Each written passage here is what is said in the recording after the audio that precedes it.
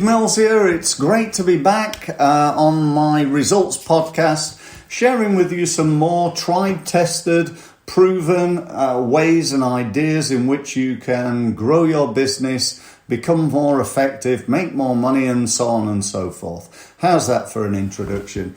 So today, a little bit different. I've got a guest on the podcast. I've had a few guests now on the podcast, and it's great to sometimes hear a different perspective, different ideas. And today's guest is actually a really good friend of mine. He's also a client of ours. His name is Mike Wilkinson. I'm going to allow him to just give us all a bit of an introduction to himself and what he does. So welcome to the conversation, Mike, and thank you ever so much for your time in being here. Well, thanks ever so much, Steve. And it's an interesting introduction, particularly around becoming more profitable, because my focus really is on helping businesses and salespeople generally move away from discounting and discounting to win to winning by demonstrating value. Right. And really the focus of everything that I do is about understanding, creating and delivering great customer value and getting paid for it. Because all too frequently people either deliver great value and get nothing in return, or actually struggle to deliver value at all for a variety of different reasons. And really that is why this is not meant to be a plug earlier on. Okay. But is why I put together a book called The 7 Challenges Yes. of Value. Yeah. The way it came about is quite interesting because it started its life out in an initial book which was called The Challenge. Okay. And I thought we'd done really well. Yeah, good title. Yeah. And you just expanded it. Yeah. Yeah, well, I expanded it when I was doing a presentation somewhere and somebody came up to me afterwards and said, well, that was really jolly interesting. But what are the challenges of value? Right. And I thought, hell, that's a good question. I've not really thought of that. Yeah. So we actually went into research. We did some serious research on this. Okay. To try to identify the answer to that question. Okay. What are the challenges of value? What are they then? Tell us. We're keen to hear. I'll keep you in suspense. Well, first of all, there are 7. And the first one is singularly and logically the most important. And challenge number 1 is to actually understand what on earth value is. Because I guess your listeners are sitting there thinking, well, I know what value is. And the listener next to them will be thinking the same. You think the same. I think the same. The problem is that whilst we understand value from our own perspective, that's exactly what it is. Yeah. It's our perception of value. And in business, the only perception of value that really matters is your customers. Yes. So understanding what value looks like from a customer's point of view is one of the big challenges. And I have a definition of value that came about as a result of a conference in Copenhagen years ago. And I asked this group to come up with a definition for me. And amongst a myriad of definitions, they came up with the one that I now use, which is value is a mystery. Right. Wow. Okay. So that's ridiculous, which is exactly what I thought when I first heard it. Yeah. But the more you think about it, the more logical that is. Until we understand what value looks like from a customer's perspective, that's exactly what it is. Yeah. It is a mystery.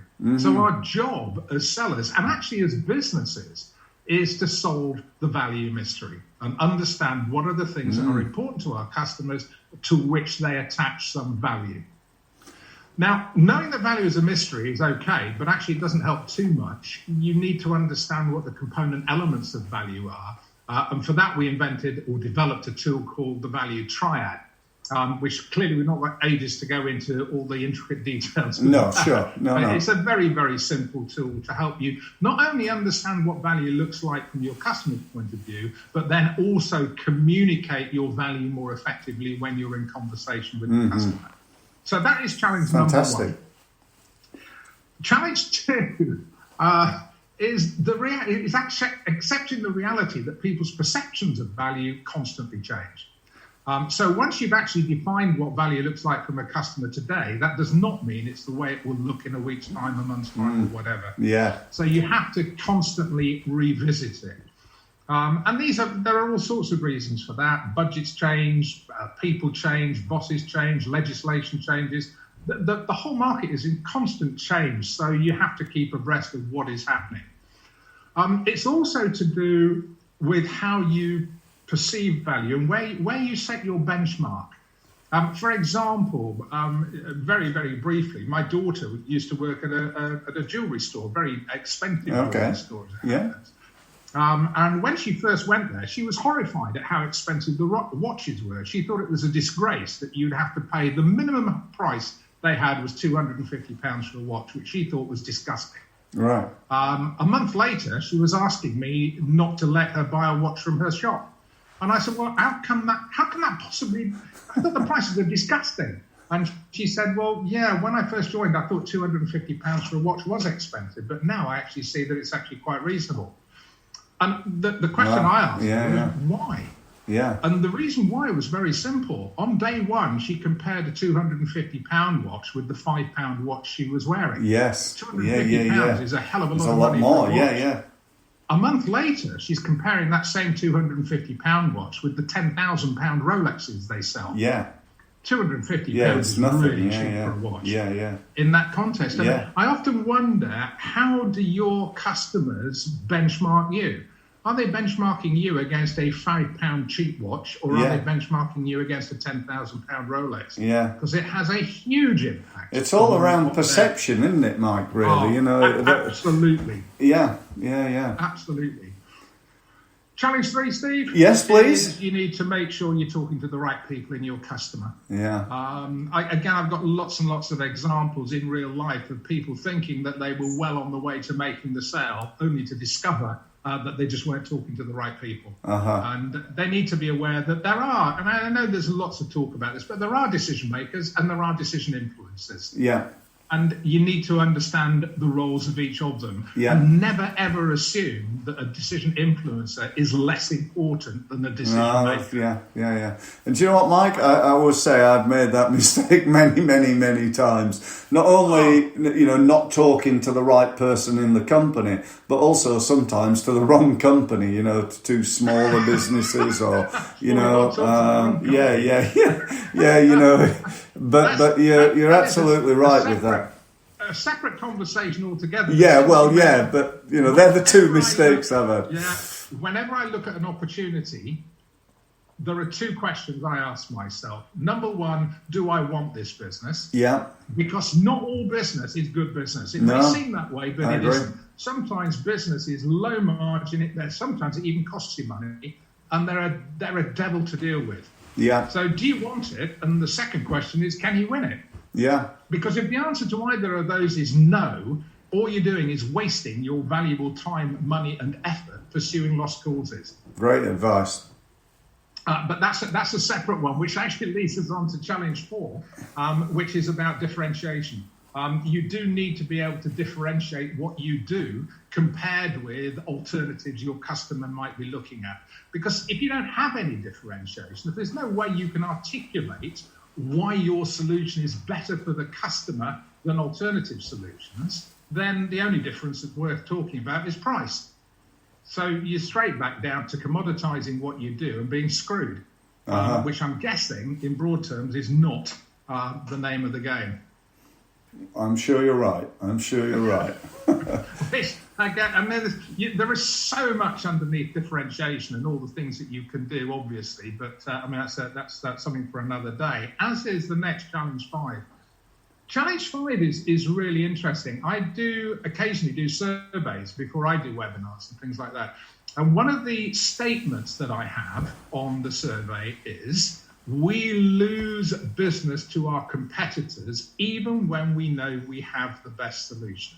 And extraordinarily, generally speaking, I have between 70 and 84% of respondents say yes, we do lose business to competitors even when we have the best solution. And I think the question that comes to my mind is why? Yeah. If your solution is the best, what on earth is going on? And I think there are two things potentially. One, you failed to understand what the customer's value requirements really were in the first place. Or two, you simply failed to communicate your value to the customer effectively. Either way, that is a disaster. It is, absolutely. Because you've spent time, money and effort getting in front of those people and, yeah. Well, if you think about it, you're now 4 challenges in. This is the 5th challenge. Okay. Assuming you've met the other 4, you now fail at that hurdle. Yeah. Which is just unforgivable. Yeah, it is. It is. It's a nightmare. Yeah. Again, lots of things in value communication that are really important, like having a really strong and powerful value proposition, and how you put that together and how you create it. But that leads us on to challenge number 6, which is once you've done all of those things, let's assume you've done challenge 1, 2, 3, 4, and 5, and you've met all the challenges. It would be a real shame to then fail challenge 6, which is to capture your value in your price. You need to share some of the value that you are creating with your customer with you. Yes. And I see this all the time, that people end up doing great jobs for their customers and simply not being rewarded for it because they fail to understand their value and they fail to articulate the reason why they should have a share of that value for themselves. But that's why we do it. Yeah, it's at the end of the day. Again, it's all around the perception of it, isn't it? And how much something's worth, and it's very, very interesting, and the psychology behind it as well, and making sure it. I often say to people that are looking at working with me, it's not only about what I'm going to charge them, but it's always about what they're going to get out of it, the value that's there, and that's really key for everything to do with marketing, I think. Yeah, it's about recognizing that it's an investment and not a cost. Yeah, absolutely. Now, clearly, if it is an investment, you need to be open to the fact that you want a return. Yeah, sure. And that's it. I think the other thing around capturing your value is that there are different ways of going around pricing what you do. Yes. And sometimes people really struggle with that. Very simply, really, there's either cost plus, where you just add up all the costs of what it is that you produce and add a margin on that's acceptable. Yeah. To you, at any rate. Yeah. There are flaws in that, obviously. There's competitor-based pricing, where you look out into the marketplace, look at the price of competing alternatives, and make your price pretty much the same. And all that does is communicate to your customers that if the price is the same, the chances are the product is pretty much the same, so drop your price. Yeah. Or then you just allow yourself to be bullied by customers, which I call customer-driven prices, where basically they just smack you over the head hard enough and long enough until you actually either say, okay, you can virtually have it for nothing, or you walk away, one or the other. Yeah. And then there's value-based pricing, where you look at your pricing in the context of the value that you deliver to your customers. So there's that. That sounds a better alternative to me, Mike, I think. It is, but it's not a simple solution. No, I think that's the other point to make. It is where people ideally should be, but it's not easy. And it doesn't apply to every product either. No. But you should be using value, even if you're not value pricing. For those of you who are operating off a list price, for example, when you get downward pricing pressure from customers, the way to defend that is not to give a discount initially. It is to reiterate the value they get as a result of doing business with you. If you then have to give a discount on top of that, then that's okay. But at least you've started by defending your prices and hopefully minimizing the level of discount that you're having to give. Because the problem is every discount you give away is just money straight off your bottom line. Yeah, absolutely. The final challenge, Steve. Yes. You've got to deliver. Yeah. If you think about it, challenges 1 to 6 are the promise that we make to our customers. Challenge 7 is delivering. Is after that agreement. Yeah. Absolutely. And I think we can all think of personal examples of where the value delivery bit, where it's gone. Yeah. for a variety of reasons. Two things really that I'd say about value delivery. If you are delivering the value that you promised, do not let your customer forget it. They're brilliant at forgetting things when things are going well. Yeah. Brilliant at remembering things when they're not going quite so well. Yeah. So equally, if you're not delivering the value that you promised, sort it out, because your reputation actually depends upon it. Yeah. So that's it. 7 Brilliant. challenges of value. Do you know what? That's really, really useful, Mike. It's been useful for me, just to, when you were talking there, I was thinking about me and my business as well as, being on the podcast. And I made, quite a few notes there about the things that I need to maybe look into. And there were definitely things you were talking about. And I was thinking, I really need to do that more, and I think particularly for me anyway, the point around, being able to demonstrate the value that I am able to give somebody. I don't think I do that as well as I could. So, I hope for everybody listening that you've looked at or listened to what Mike was saying and done the same. Done in a way a self-analysis. But if people want to, I know you've got your book, Mike. Which people can buy. Yeah, great. Yeah. And I know you've also done a report that people can download on the website, and you've got loads of content with videos and things. But if people want to get in touch with you, if they want to get some help from you with their value pricing, what do they do? Well, the two best ways is either visit the website, which is www.axiavalue.com. That's AXIA, axiavalue.com, or just get in touch with me direct at MW, that's Mike Whiskey, at axiavalue.com. Fantastic. It'd be great to hear from people and great to talk to them. Fantastic. Thank you once again for being on the podcast, and look forward to speaking to you again in the not too distant future, no doubt. Yeah, brilliant, Steve. Thanks ever so much. Thank Good to you. talk to you.